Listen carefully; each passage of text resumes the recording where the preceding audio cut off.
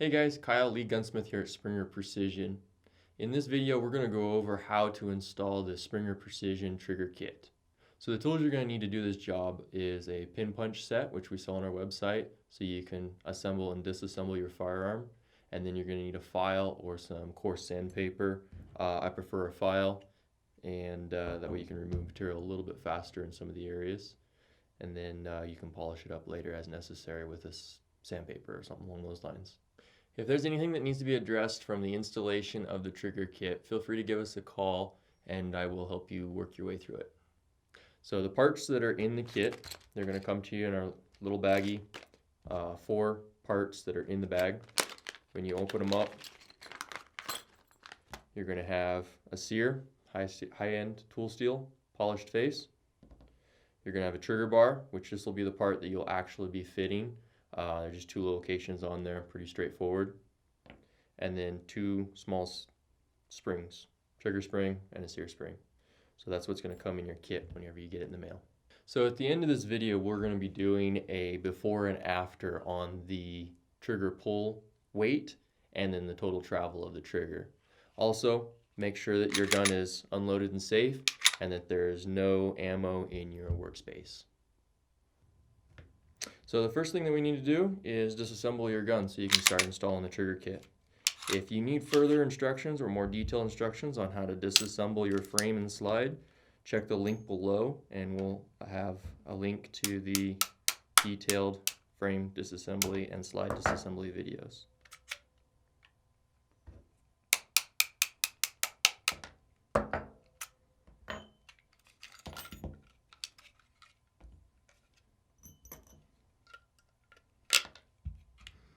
So when you're just doing this part, just make sure you don't send your springs flying across the room. So put your hand over it. Okay, so that's your frame disassembly. You want to make sure you get everything out of there so that you have good working space. Same with your slide. You want to make sure that your striker is loose from the slide, so when you're doing your fitting, you don't get your slide stuck on the frame. Again, make sure your hand's over the top of that so you don't send your striker and indicators across the room. The roll pin in the top goes from the inside out. Take your striker and your buffer spring out. And then at this point, it'd be a good practice to get some Q-tips or something and just clean out your striker channel, clean out your frame. This is a good time to do a real nice deep clean on your gun. So now that we got this completely disassembled, we want to start putting in our trigger kit parts. First thing we want to do is put your sear in. So grab your sear out of the package. And then the part that'll go next to it will be your striker safety lever. If you leave your auto takedown in, this part must go in first. So just grab your little lever, pull it back a little bit, and just get that guy in there, and it'll stay in there all by itself, just like that. Next, take your sear. Shiny part goes towards you or toward the rear of the gun, and just slide it up in there from the bottom, and it'll stay where it's placed as well. Next part you're going to need, grab your sear spring from your kit, which will be this small wire hair spring, and then the next part that you're going to need will be the other wire hair. This does not come in the kit, so this is a really small, this is for your auto takedown. That coils over the top of the sear spring. So you can just do that, put it in there just like that. The straight leg goes underneath the curved leg. Okay, get everything in there like that. The long leg goes under the pin. The curve goes over the top of your striker safety lever.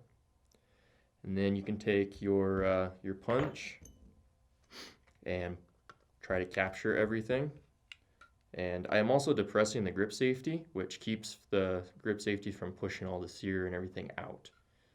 So find that, try to get everything all lined up. Capture your springs, shove it all the way through. There you go. Now you can go find your pin and just push your punch out as you push this pin in. Just move the punch around a little bit, and then turn it over, push it all the way in. Check your grip safety, make sure it works. Make sure your sear rattles when you move it back and forth. If your sear is too tight and doesn't move freely at this stage, you need to address that because you definitely want that to move easily.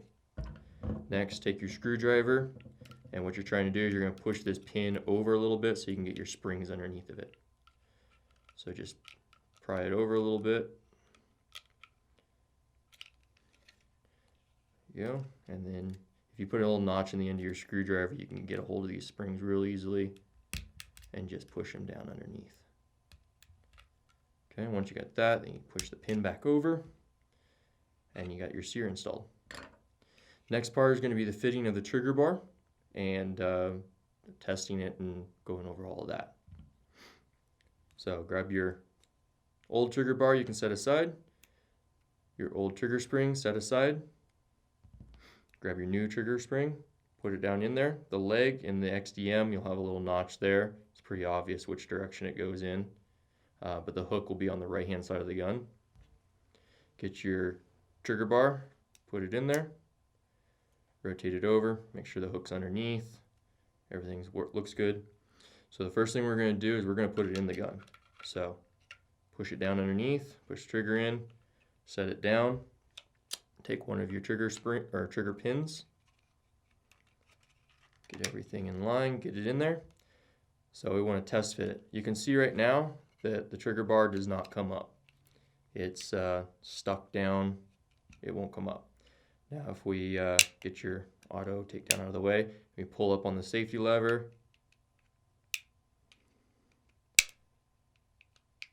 Okay, it just does not come up. That means that it needs fit. It does not work. So we're going to fit that.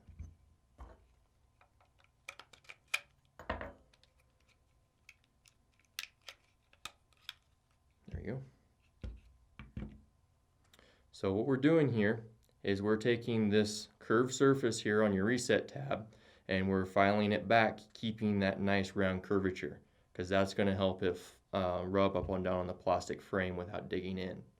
So what we're doing is we're shortening this up so your hook will go back far enough to grab a hold of the safety lever, which is connected to your sear, so everything grabs and works properly. And we're just going to give clearance so that when it pops up, it doesn't hit the polymer frame first. So how I do this, you take your file, or you can also take a file if you don't have a good 0 file or a number 2 file, put some sandpaper on it, and use sandpaper as well. The surface you will want to polish up after we're all done. So at this point, I like to keep the trigger on it. Gives me something to hold on to. Just put it on the table, take your file, and just take nice smooth strokes, pushing and curving it at the same time. Once you do a couple of strokes, depending on how coarse your file is or sandpaper, you put it back in, you test fit it again, see if that comes up.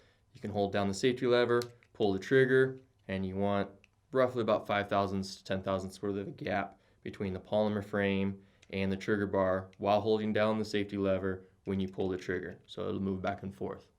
So I'm going to do some fitting on this and we'll come back and show you the end result and what you're trying to get.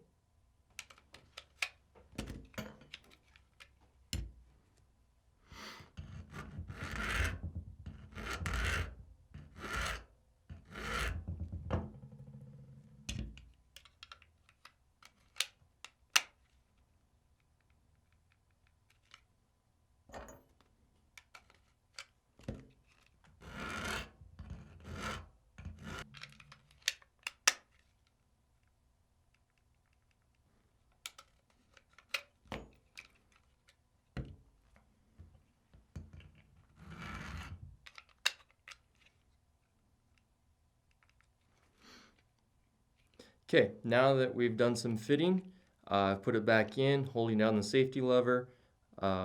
You can see that there's just a tiny bit of movement when you pull the trigger before you feel the safety lever move. That's about all the gap that you really want.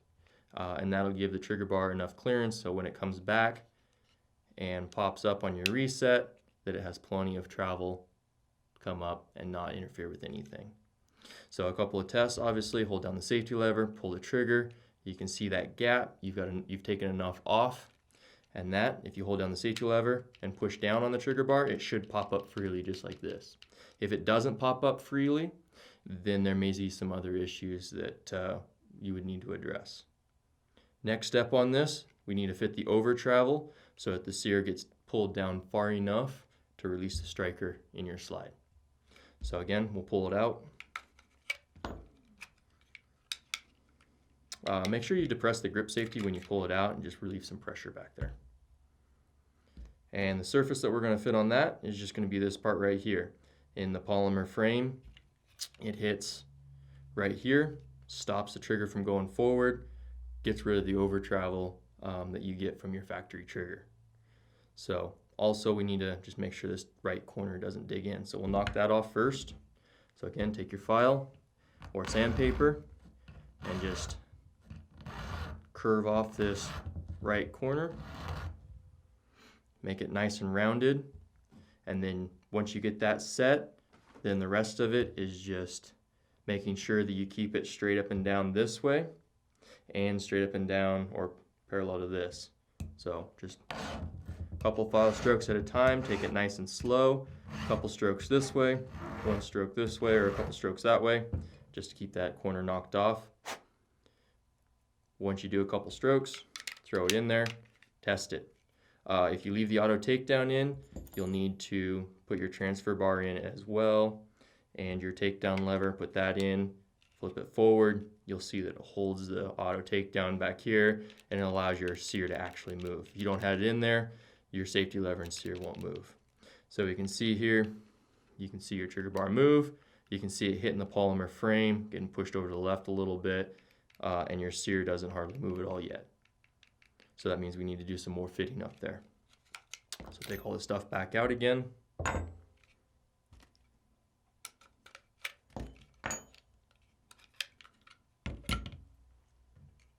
And then just continue this step. Just do a couple of strokes filing, put it back in the gun, test it again, put all your pieces back in.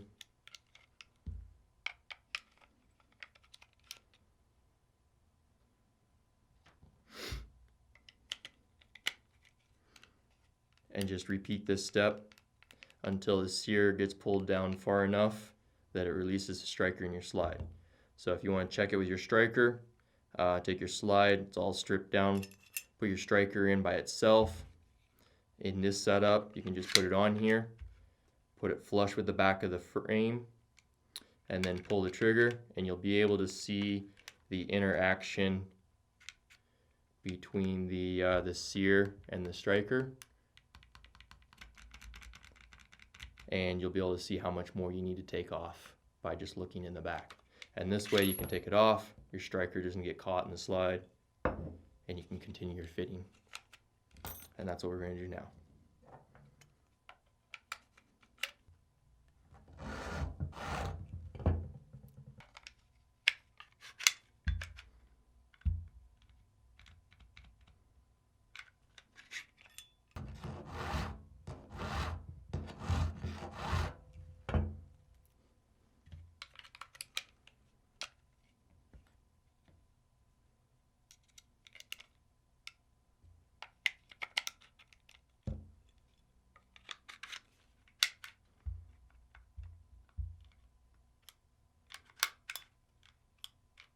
Okay, now that I've taken enough off the front of the trigger bar, you can see that it hits the polymer frame and stops, and then you can see how far the sear actually goes down.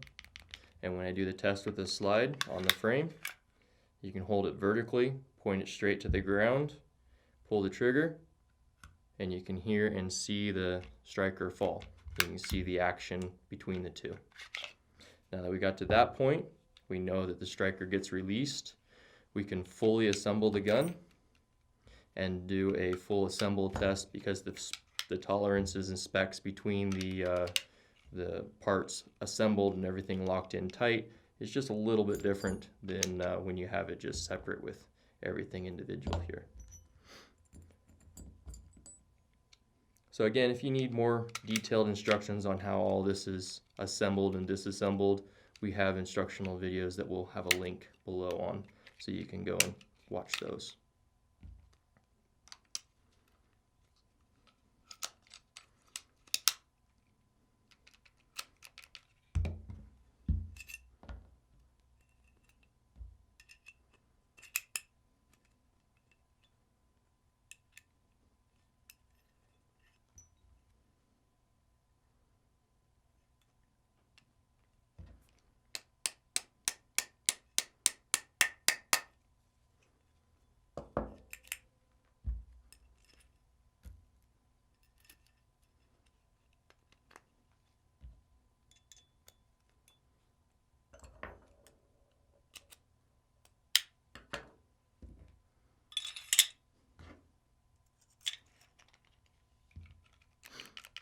Okay, so whenever you get it all together, you're going to just put it on your sliding frame together. Do your test fire. Make sure it goes off. Hold the sliding frame together so the gun does not go off. And if you're in a warm climate and you don't plan on shooting in cool weather, you can stop there and your gun should be fine.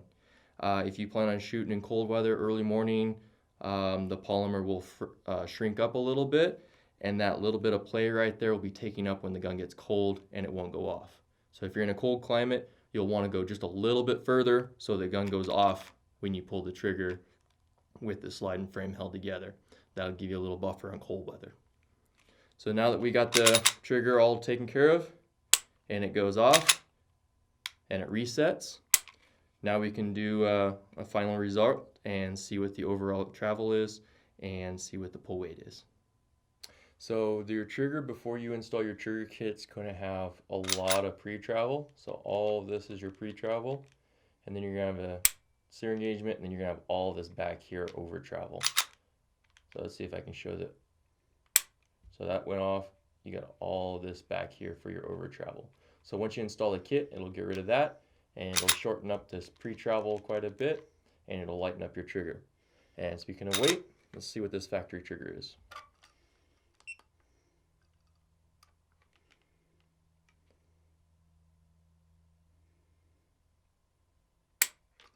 So it looks like it's about 6 pounds. So factory triggers range anywhere from about 5, 5.5 to 6. This is about 5 3/4. So yeah, so that falls right in there to your factory trigger weight.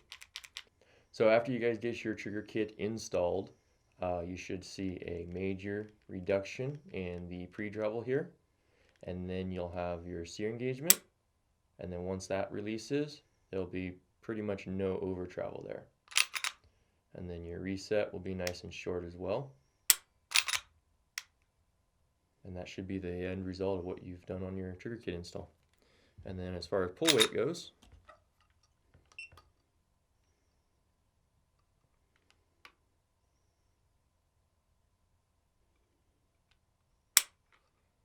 you should get about a 4 to 4.5 pound. And this one's just under 4.5.